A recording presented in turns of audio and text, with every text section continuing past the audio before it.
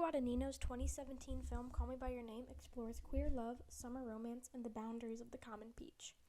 This film was nominated for 4 Oscars, including a win for Best Adapted Screenplay. Today, it most likely receives its highest praise for launching Timothée Chalamet into stardom, which I am thankful for each night in my dreams. But none of this is to say that the film hasn't been met without any controversy. The majority of this controversy revolves around the age gap between the two main love interests, 24-year-old Oliver and 17-year-old Elio. Writer Andrea Moradiadora says if Call Me By Your Name intended to be an introspection into the mind of a predator, or even a portrayal of the trauma that dating adults causes teenagers, there wouldn't be a problem with it. Young people dating older adults, particularly young people still in high school, are still developing emotionally, sexually, and intellectually. They don't have the social and economic position that an older adult might have. Writer Izzy Bartholomew says, it encourages young teens to pursue older men, completely ignoring the possible dangerous mental and physical repercussions, all under the guise of being a teen romance. However, in my opinion, the framing of the age gap as romantic isn't the views of the filmmaker.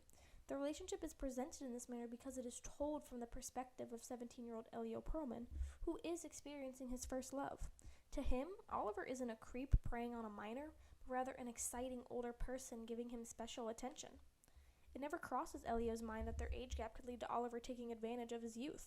To further support this, there are very few scenes that exist without the presence of Elio, the clear protagonist. Even more, there is little to no information that the audience knows that Elio doesn't. This movie is told entirely through his eyes and thoughts and perceptions. There are several moments in this film that call direct attention to the difference in age, knowledge, and maturity between the two men. Elio mentions many times that he feels inferior to Oliver, which are most likely statements stemming from his own insecurities about his age. Is there anything you don't know? I know nothing, Oliver. Lastly, this film ends with Oliver returning home and becoming engaged, revealing to Elio that he has been involved with a woman for many years.